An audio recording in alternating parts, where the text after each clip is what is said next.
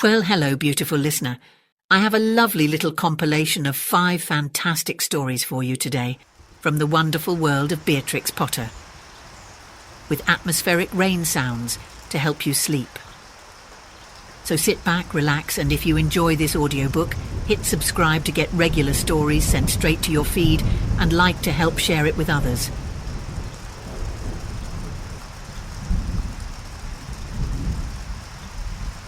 The Tale of Peter Rabbit by Beatrix Potter. Once upon a time there were 4 little rabbits, and their names were Flopsy, Mopsy, Cottontail and Peter. They lived with their mother in a sandbank underneath the root of a very big fir tree. "Now, my dears," said old Mrs. Rabbit one morning, "you may go into the fields or down the lane, but don't go into Mr. McGregor's garden. Your father had an accident there. He was put in a pie by Mrs. McGregor. Now run along and don't get into mischief. I'm going out." Then old Mrs. Rabbit took a basket and her umbrella and went through the wood to the baker's. She bought a loaf of brown bread and 5 currant buns. Flopsy, Mopsy and Cottontail, who were good little bunnies, went down the lane to gather blackberries. But Peter, who was very naughty, ran straight away to Mr. McGregor's garden and squeezed under the gate. First he ate some lettuces and some French beans, and then he ate some radishes. And then, feeling rather sick, he went to look for some parsley. But round the end of a cucumber frame, whom should he meet but Mr. McGregor? Mr. McGregor was on his hands and knees planting out young cabbages, but he jumped up and ran after Peter, waving a rake and calling out, "Stop, thief!" Peter was most dreadfully frightened. He rushed all over the garden, for he had forgotten the way back to the gate. He lost one of his shoes among the cabbages and the other shoe amongst the potatoes. After losing them, he ran on 4 legs and went faster, so that I think he might have got away altogether if he had not unfortunately run into a gooseberry net and got caught by the large buttons on his jacket. It was a blue jacket with brass buttons, quite new. Peter gave himself up for lost and shed big tears, but his sobs were overheard by some friendly sparrows, who flew to him in great excitement and implored him to exert himself. Mr. McGregor came up with a sieve, which he intended to pop upon the top of Peter, but Peter wriggled out just in time, leaving his jacket behind him, and rushed into the tool shed and jumped into a can. It would have been a beautiful thing to hide in, if it had not had so much water in it. Mr. McGregor was quite sure that Peter was somewhere in the tool shed, perhaps hidden underneath a flower pot. He began to turn them over carefully, looking under each. Presently Peter sneezed. Mr. McGregor was after him in no time and tried to put his foot upon Peter, who jumped out of a window, upsetting 3 plants. The window was too small for Mr. McGregor, and he was tired of running after Peter. He went back to his work. Peter sat down to rest. He was out of breath and trembling with fright, and he had not the least idea which way to go. Also, he was very damp with sitting in that can. After a time he began to wander about, going lippity-lippity, not very fast, and looking all round. He found a door in a wall, but it was locked, and there was no room for a fat little rabbit to squeeze underneath. An old mouse was running in and out over the stone doorstep, carrying peas and beans to her family in the wood. Peter asked her the way to the gate, but she had such a large pea in her mouth that she could not answer. She only shook her head at him. Peter began to cry. Then he tried to find his way straight across the garden, but he became more and more puzzled. Presently he came to a pond where Mr. McGregor filled his water cans. A white cat was staring at some goldfish. She sat very, very still, but now and then the tip of her tail twitched as if it were alive. Peter thought it best to go away without speaking to her. He had heard about cats from his cousin, little Benjamin Bunny. He went back towards the tool shed, but suddenly, quite close to him, he heard the noise of a hoe. Scrr, rich, scratch, scratch, scritch. Peter scuttered underneath the bushes. But presently, as nothing happened, he came out and climbed upon a wheelbarrow and peeped over. The first thing he saw was Mr. McGregor hoeing onions. His back was turned towards Peter, and beyond him was the gate. Peter got down very quietly off the wheelbarrow and started running as fast as he could go along a straight walk behind some black currant bushes. Mr. McGregor caught sight of him at the corner, but Peter did not care. He slipped underneath the gate and was safe at last in the wood outside the garden. Mr. McGregor hung up the little jacket and the shoes for a scarecrow to frighten the blackbirds. Peter never stopped running or looked behind him till he got home to the big fir tree. He was so tired that he flopped down upon the nice soft sand on the floor of the rabbit hole and shut his eyes. His mother was busy cooking. She wondered what he had done with his clothes. It was the second little jacket and pair of shoes that Peter had lost in a fortnight. I'm sorry to say that Peter was not very well during the evening. His mother put him to bed and made some chamomile tea, and she gave a dose of it to Peter, 1 tablespoonful to be taken at bedtime. But Flopsy, Mopsy and Cottontail had bread and milk and blackberries for supper.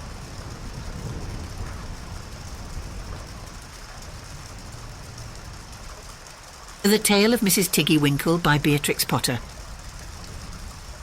Once upon a time there was a little girl called Lucy who lived at a farm called Littletown. She was a good little girl, only she was always losing her pocket handkerchiefs. One day little Lucy came into the farmyard crying. Oh, she did cry so. "I've lost my pocket handkin. 3 handkins and a penny. Have you seen them, Tabby Kitten?" The kitten went on washing her white paws, so Lucy asked a speckled hen, "Sally Henny Penny, have you found 3 pocket handkins?" But the speckled hen ran into a barn clucking, "I go barefoot, barefoot, barefoot." And then Lucy asked Cock Robin, sitting on a twig. Cock Robin looked sideways at Lucy with his bright black eye, and he flew over a stile and away.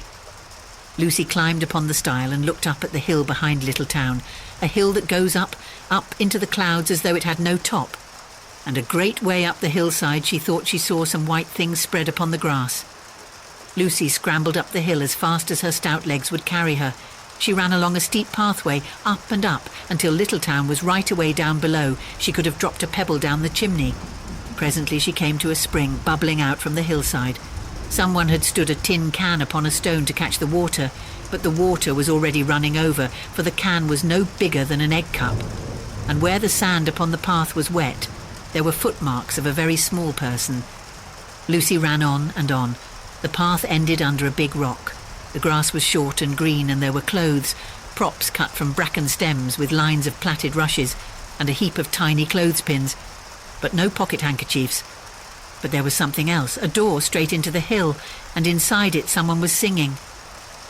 "Lily white and clean, oh, with little frills between, oh, smooth and hot red rusty spot, never here be seen, oh." Lucy knocked once, twice, and interrupted the song. A little frightened voice called out, "Who's that?" Lucy opened the door, and what do you think there was inside the hill? A nice clean kitchen with a flagged floor and wooden beams, just like any other farm kitchen. Only the ceiling was so low that Lucy's head nearly touched it, and the pots and pans were small, and so was everything there.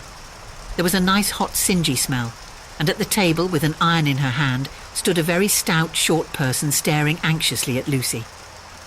Her print gown was tucked up, and she was wearing a large apron over her striped petticoat. Her little black nose went sniffle, sniffle, snuffle, and her eyes went twinkle, twinkle, and underneath her cap, where Lucy had yellow curls, that little person had prickles. "Who are you?" said Lucy. "Have you seen my pocket handkins?" The little person made a bob curtsy. "Oh yes, if you please 'em. My name is Mrs. Tiggy-Winkle. Oh yes, if you please 'em. I'm an excellent clear starcher."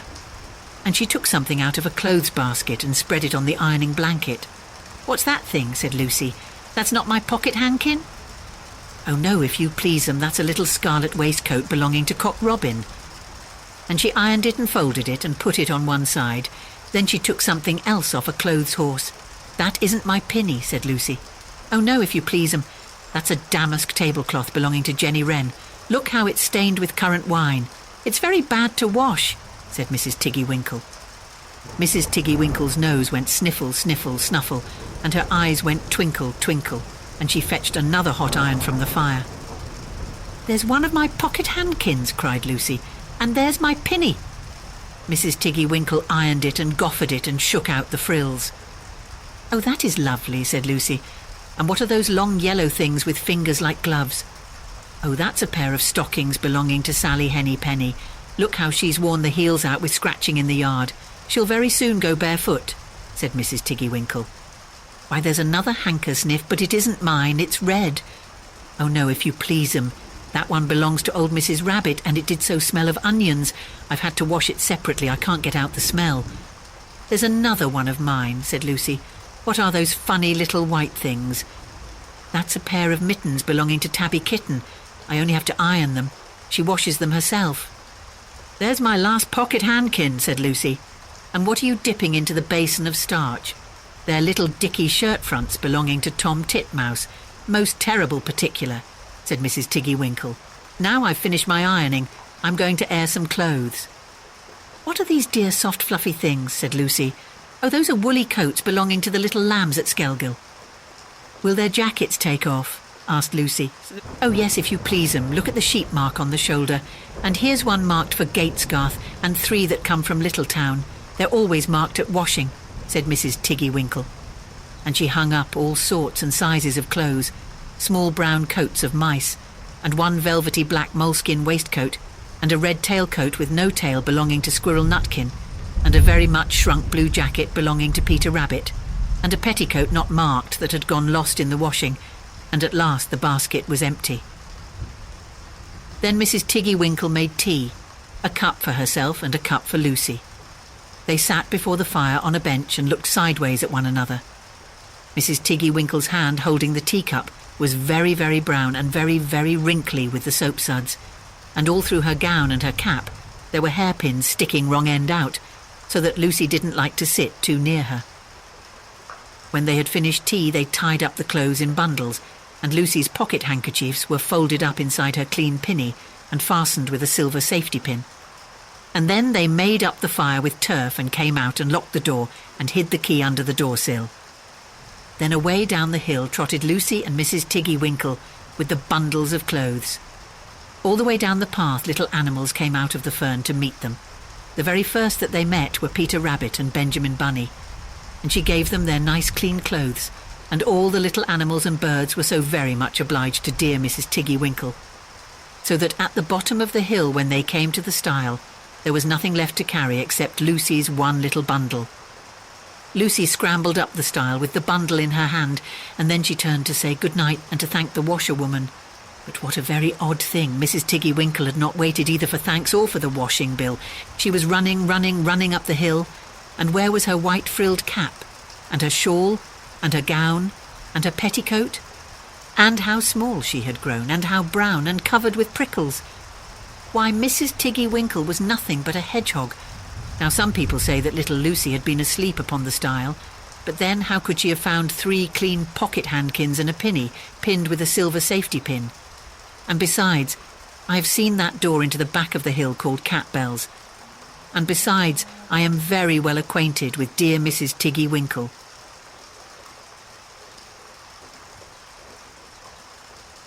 The Tale of Benjamin Bunny by Beatrix Potter. One morning a little rabbit sat on a bank. He pricked his ears and listened to the trit-trot of a pony. A gig was coming along the road. It was driven by Mr. McGregor, and beside him sat Mrs. McGregor in her best bonnet. As soon as they had passed, little Benjamin Bunny slid down into the road and set off, with a hop, skip and a jump, to call upon his relations, who lived in the wood at the back of Mr. McGregor's garden. That wood was full of rabbit holes, and in the neatest, sandiest hole of all lived Benjamin's aunt and his cousins, Flopsy, Mopsy, Cottontail and Peter. Old Mrs. Rabbit was a widow. She earned her living by knitting rabbit wool mittens and muffetees. I once bought a pair at a bazaar. She also sold herbs and rosemary tea and rabbit tobacco, which is what we call lavender. Little Benjamin did not very much want to see his aunt.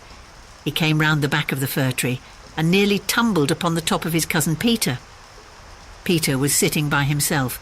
He looked poorly and was dressed in a red cotton pocket handkerchief. "Peter," said little Benjamin in a whisper, "who has got your clothes?" Peter replied, "The scarecrow in Mr. McGregor's garden," and described how he had been chased about the garden and had dropped his shoes and coat. Little Benjamin sat down beside his cousin and assured him that Mr. McGregor had gone out in a gig, and Mrs. McGregor also, and certainly for the day because she was wearing her best bonnet. Peter said he hoped that it would rain. At this point, old Mrs. Rabbit's voice was heard inside the rabbit hole, calling, "Cottontail, Cottontail, fetch some more chamomile." Peter said he thought he might feel better if he went for a walk.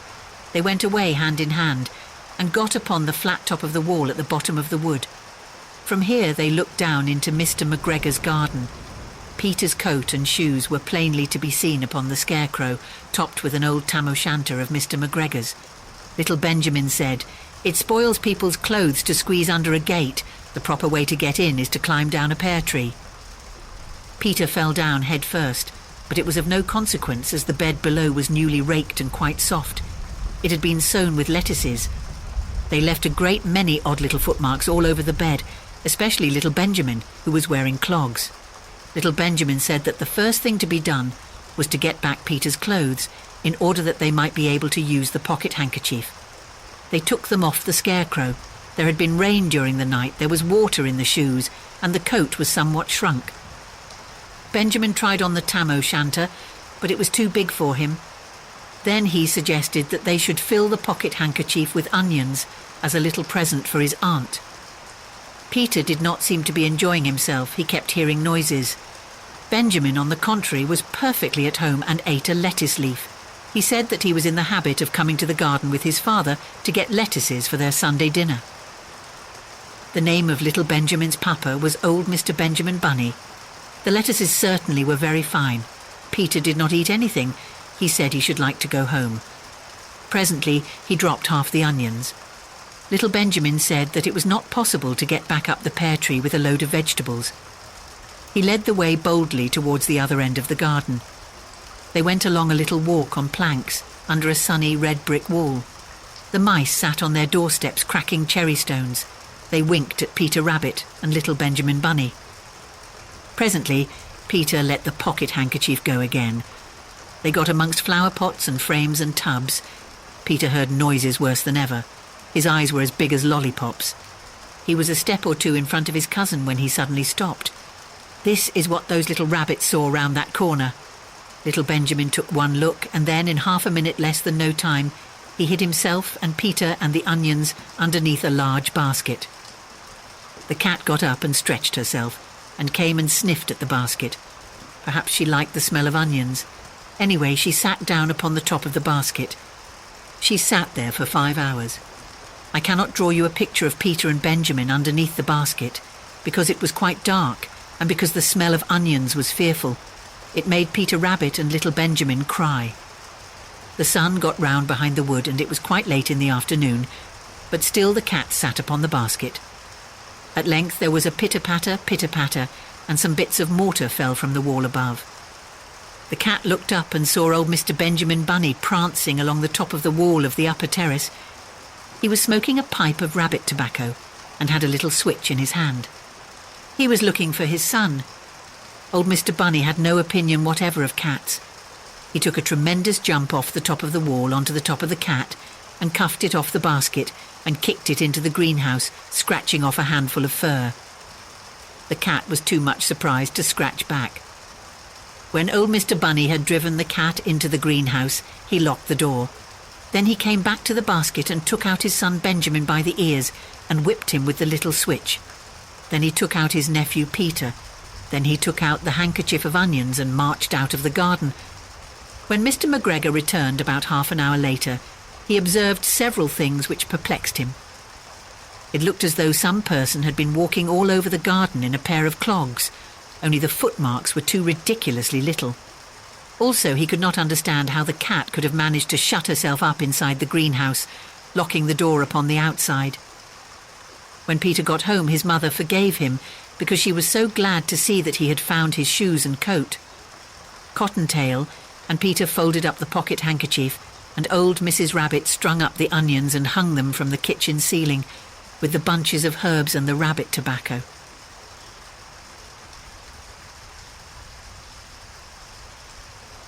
The Tale of Tom Kitten by Beatrix Potter.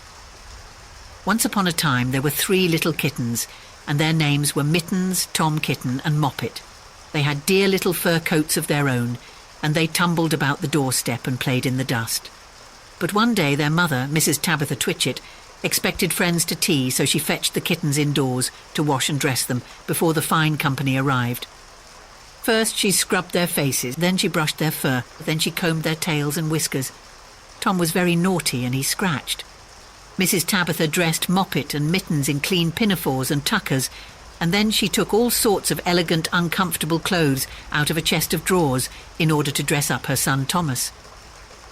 Tom Kitten was very fat and he had grown. Several buttons burst off. His mother sewed them on again. When the 3 kittens were ready, Mrs. Tabitha unwisely turned them out into the garden to be out of the way while she made hot buttered toast. "Now keep your frocks clean, children. You must walk on your hind legs. Keep away from the dirty ash pit, and from Sally Henny Penny, and from the pigsty and the puddle ducks." Moppet and Mittens walked down the garden path unsteadily.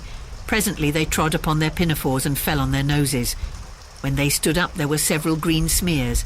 "Let us climb up the rockery and sit on the garden wall," said Moppet. They turned their pinafores back to front and went up with a skip and a jump.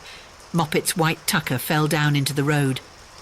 Tom Kitten was quite unable to jump when walking upon his hind legs in trousers. He came up the rockery by degrees, breaking the ferns and shedding buttons right and left. He was all in pieces when he reached the top of the wall. Moppet and Mittens tried to pull him together. His hat fell off and the rest of his buttons burst. While they were in difficulties there was a pit-pat, paddle-pat, and the 3 puddle ducks came along the hard high road, marching one behind the other and doing the goose step, pit-pat, paddle-pat, pit-pat, waddle-pat. They stopped and stood in a row and stared up at the kittens. They had very small eyes and looked surprised. Then the 2 duckbirds, Rebecca and Jemima Puddle Duck, picked up the hat and tucker and put them on. Mittens laughed so that she fell off the wall. Moppet and Tom descended after her. The pinafores and all the rest of Tom's clothes came off on the way down. "Come, Mr. Drake Puddle Duck," said Moppet. "Come and help us to dress him. Come and button up Tom." Mr. Drake Puddle Duck advanced in a slow, sideways manner and picked up the various articles. But he put them on himself. They fitted him even worse than Tom Kitten. "It's a very fine morning," said Mr. Drake Puddle Duck, and he and Jemima and Rebecca Puddle Duck set off up the road, keeping step, pit-pat, paddle-pat, pit-pat, waddle-pat. Then Tabitha Twitchit came down the garden and found her kittens on the wall with no clothes on. She pulled them off the wall, smacked them, and took them back to the house. "My friends will arrive in a minute, and you are not fit to be seen. I am affronted," said Mrs. Tabitha Twitchit. She sent them upstairs. And I am sorry to say she told her friends that they were in bed with the measles, which was not true. Quite the contrary, they were not in bed, not in the least. Somehow there were very extraordinary noises overhead, which disturbed the dignity and repose of the tea party. And I think that some day I shall have to make another, larger book to tell you more about Tom Kitten. As for the puddle ducks, they went into a pond. The clothes all came off directly because there were no buttons, and Mr. Drake Puddle Duck and Jemima and Rebecca have been looking for them ever since.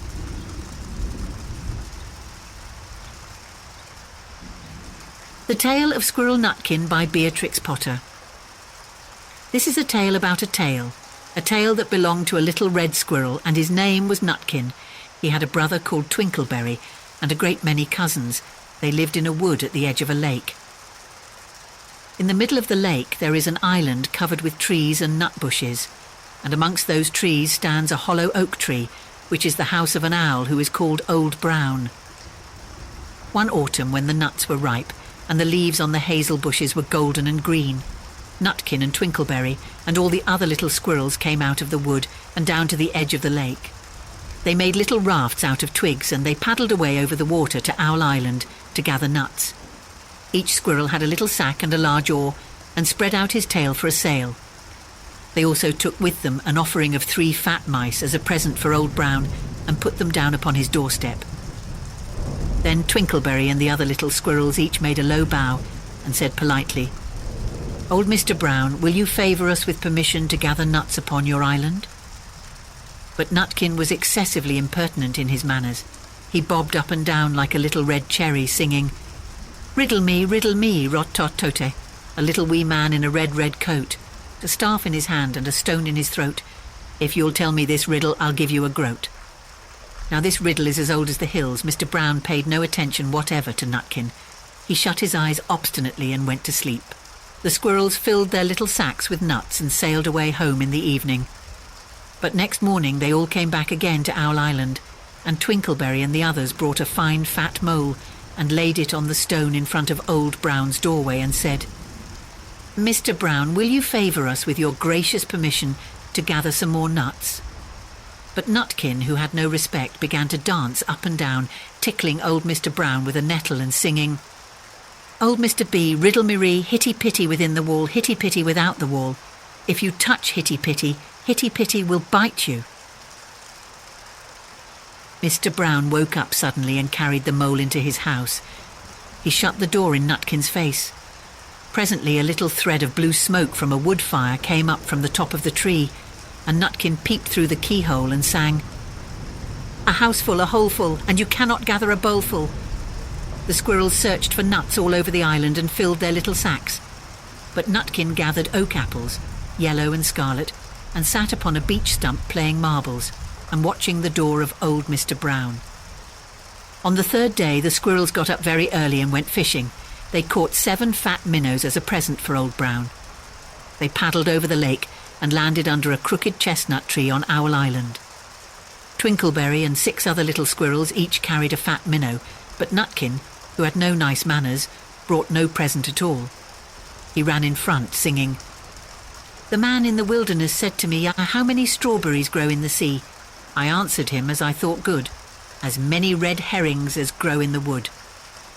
But old Mr. Brown took no interest in riddles, not even when the answer was provided for him. On the 4th day the squirrels brought a present of 6 fat beetles, which were as good as plums in plum pudding for Old Brown. Each beetle was wrapped up carefully in a dock leaf, fastened with a pine needle pin. But Nutkin sang as rudely as ever. "Old Mr. B, riddle me ree, flower of England, fruit of Spain, met together in a shower of rain, put in a bag tied round with a string. If you'll tell me this riddle, I'll give you a ring." Which was ridiculous of Nutkin, because he had not got any ring to give to Old Brown.